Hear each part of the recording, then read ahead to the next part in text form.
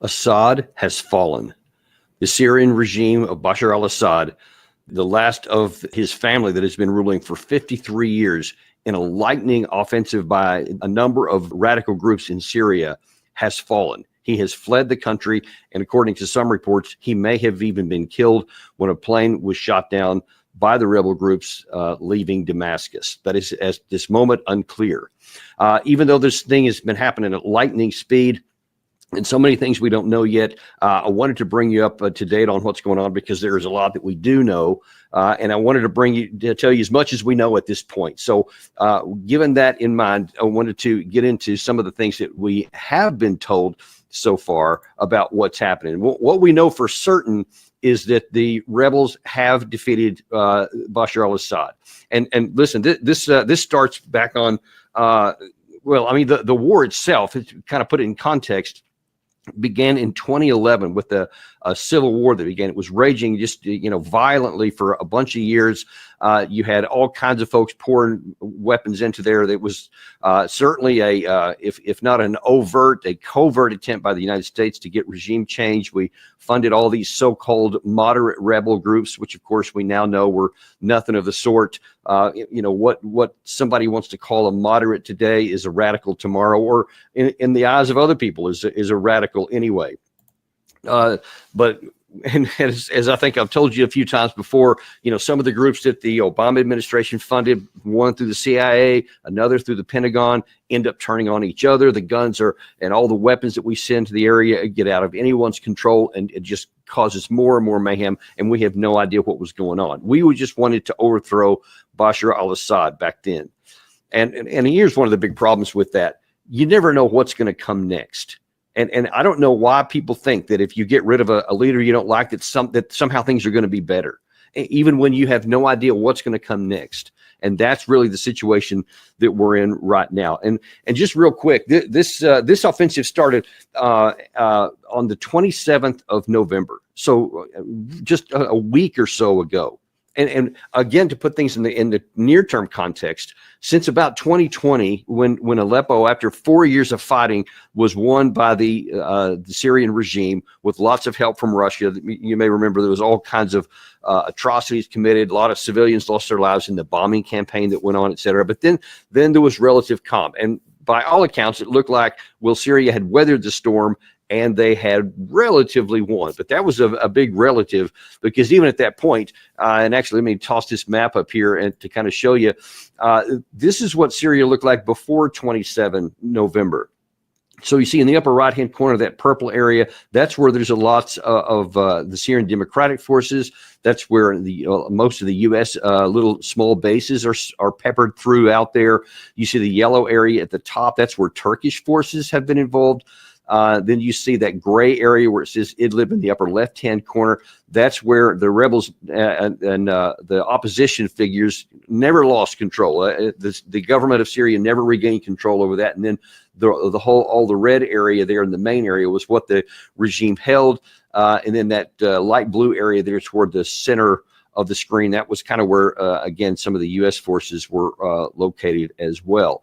One other interesting thing to point out here that's going to come into play significantly here in the coming days is Tartus. You see on the far left-hand side on the Mediterranean Sea, that's where the Russian naval base is, their only warm water port that they had. And that is very much going to be the center of a lot of discussion about what's going to happen with that. As of this morning, the still acting prime minister of Syria, who decided to stay on when Assad left, to try and help transition into the new regime, as they're calling it. They said that that's going to be decided by the new regime. They said that we don't have anything to say about that. That's going to be up to Russia. And I assure you, Moscow is scrambling to try to figure out what that's going to mean. And that could have significant strategic implications for the Russians. I want to make something clear, though, that's important, is that, a lot of people hear, on the news all the time about HTS. We showed some comments from one of their leaders a couple of days ago about what he thinks they want to accomplish, which was the overthrow of the regime. That mission was accomplished. And then he said that basically we're a lot more moderate than we were. We're not like the Taliban. We're going to come in pluralistic and all that kind of stuff. That remains to be seen. But what's also important to understand is HTS is one of many groups involved in this big sweep south. For example, there was some other specific actors. There was the National Front of Liberation, Ahrar al-Sham, Jaish al-Izza, New al-Din al-Zinki movement, several Turkish formations, and then others have come under this umbrella that's roughly called the Syrian National Army, as opposed to the regime's Syrian Arab Army. So you see, there's a whole lot of groups here. Now, they just won a big victory here, and on the surface of it, it's like, yay, that's good for us, and we're now going to take over. But I mean, far from a monolithic group. If we look back at history as what happened in similar cases where people have common purpose and then they're working towards a common objective. Once that objective is accomplished, now all of a sudden you have a lot of different actors saying, okay, now here's what we're going to do. No, we're going to do this. No, we're actually going to go over this way. Here's what we're going to, you see what I'm saying? So this has every possibility to get a lot uglier. A lot of other things that are going to be happening right now, because although Assad has certainly left, and right now it's unclear. There was a reported that a plane was shot down. Actually, HTS itself claimed responsibility, said we did shoot down a plane that left. They think Assad was on it, but there's been no confirmation as of the time of this video. But that leaves a lot of people to have to figure out what's going to happen next in Syria. One of the big ones is this 200,000 member Syrian army. Now, I want to make a point about this army, first of all, and how this rapid destruction of Syria took place. Because at least what's been reported so far, and anything I've been able to see even before coming on this show right now, there were no pitched battles. There were no, like, you know, the Syrian opposition forces came down. They met them outside of the city of Homs, and there was a big fight and lots of tanks and, you know, whatever. And then all of a sudden they pushed through. There was none of that. So far, every time this force escalated and moved forward, the Syrian army moved backwards all the way through until finally in Damascus, they literally just start taking their uniforms off, a la what happened to the Iraqi security forces in June of 2014. So what that tells me is the most likely case, and I'm sure that time will tell, and they'll start and analyzing this. When you see an entire army that out of nowhere doesn't even put up a resistance, that implies strongly something what I observed in Afghanistan during my last combat deployment there, where many of the Taliban were making secret deals with members of the Afghan security forces. And there was some times where they said, hey, you don't shoot us in this area, we won't shoot you. We'll just go forward here, and then they'll work together. We intercepted some of their secret communication, so I know this for a fact. That's also a lot of what happened, much of what happened when the Taliban eventually swept into power in August of 2021, because they made a lot of deals with the Afghan security forces and said, hey, there's no reason for us to fight. Look, this war is over. We're going to roll up here. You just set your arms aside, move on, go home. That's all you need to worry about doing. And that's exactly what they did. And that's why the Afghan war collapsed so quickly. Something similar appears to have happened here. And again, I think we're going to find out that some deals were made probably with a number of Syrian army generals, other military leaders that, hey, you know, we'll give you safe passage. We'll take care of you. You can join the new regime, whatever. Some kind of version of that happened because no one thought that it appears. So I think that this was probably a conspiracy that had been building for a long time. And then when these guys launched this in late November, I think that there was already a deal in place, and that accounts for this literal deterioration and the disintegration of the Syrian army.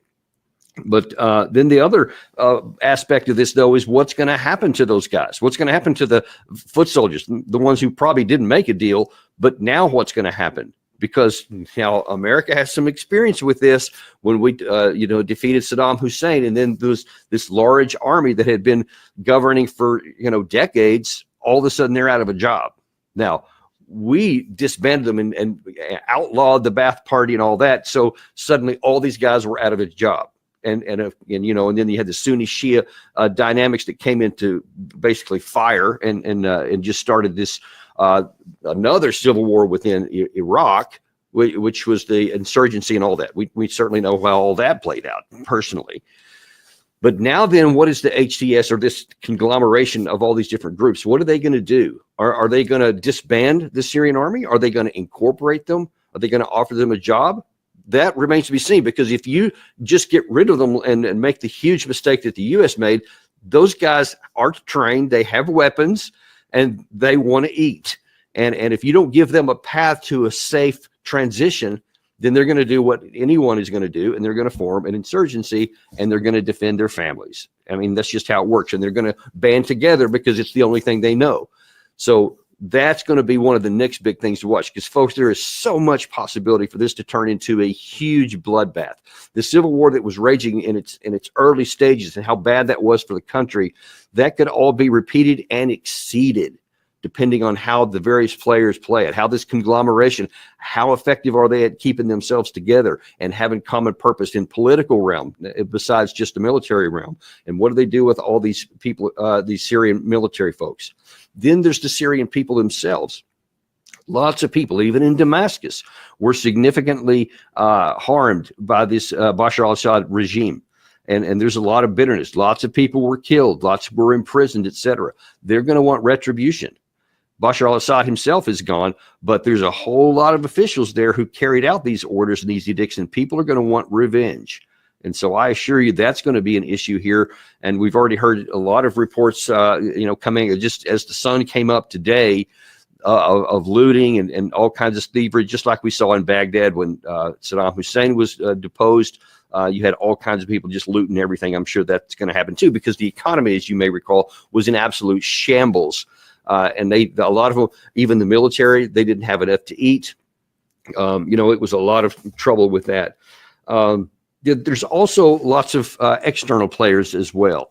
And let me just put this map back up here again, and you can see, Turkey was initially openly supportive of this movement, these opposition figures moving down south.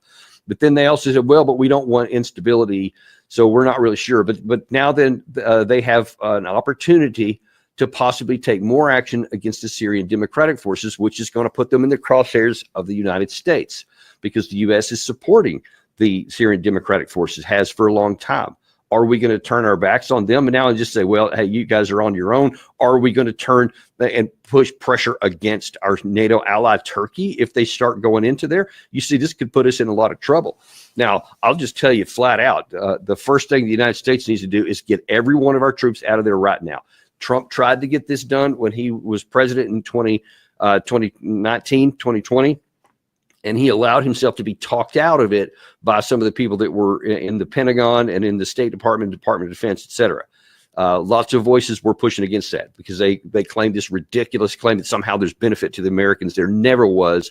All it was has gotten some of our troops killed, a lot of them wounded over the time, and has produced absolutely nothing of value. And that's on top of the physical cost of maintaining these things in a foreign country where all you can do is airlift in supplies every day. So that's the first thing that needs to happen for the United States. We need to get rid of this strategic vulnerability that we've been fostering like a festering wound, an ulcer for all these years that we've been having in there since Obama first put them in there. We need to get them out of there. So that's the first point. Then we need to do everything we can diplomatically to work with Turkey and the Syrian Democratic Forces to come to some kind of an accommodation, so that there doesn't turn into a big pogrom there, because that's also not in our interest. But it's not in our military interest. Trump said, actually, I think it was about 36 hours ago or so, he said this is a bad situation, but it's not our deal. This is not anything that affects American national interest, and they're going to have to figure this out. And I expect that he'll probably do that. The question is, what is the current administration going to do in between now and then? Hopefully they won't do anything that's going to cause any problems and exacerbate this situation. But because they're still in charge, they need to get our troops out of there. In the South, we also have some issues with Israel.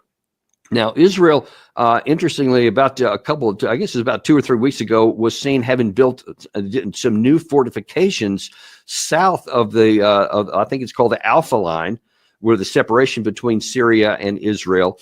And it was unexplained. No one was explaining why you're suddenly building what appeared to be, anyway, some kind of fortifications along the border, almost as though you thought there might be a possibility that someone from Syria would be moving south, which didn't really make sense at the time because the Syrian army was, I mean, we knew it was bad before. We didn't know it was this bad, but it certainly wasn't going to launch off into anything against Israel. And one wonders, because we know for certain that Israel over time has been providing assistance, weapons and everything else to a lot of these rebel groups against Assad. So one wonders if they didn't have some advanced knowledge of this. And by the way, just this morning, Israel has announced that they have, Netanyahu specifically announced that they are moving some troops forward of the line. And now then they say, in this buffer zone, that we're going to retake the buffer zone and reoccupy it because we want our place to be secure. Again, looks like they were they may had some advanced notice of this. With the Mossad and the Shin Bet and all their intelligence agencies, I doubt that they were caught unaware of this. We just don't know to what extent they may have been directly involved, or may have been some kind of a deal that they were going to do this. Who knows? They may have even helped them. These things always take time to come out. We're not sure about that right now. All we are sure is right now is that there's lots of fear in Syria. There were already lots of troubles with the functioning of the government and just getting food to people. There was, the economy was literally just wrecked. So now then there's going to be, this period where, and I was actually on an X space last night where there's some people from Damascus that were on the phone that were talking about what was happening there. And some of them, of course, initially were euphoric. You've probably seen lots of these images already of like Bashar al-Assad and Hafez al-Assad, his father, their monuments being ripped down all over the country. And I'm sure there's lots of people that, just like when Saddam Hussein fell, were really happy at first, but everything depends on what happens next. And that's one thing that we're all going to be watching for. We hope and we pray for the people of Syria, those who are always the victims of these things, just the regular people, whether it's the regime, whether it's these opposition forces, whatever, they're always the pawns in the middle, just like the people in Lebanon, in Beirut, et cetera. Even the civilians in Israel that were the victims of the 10/7 attack by Hamas.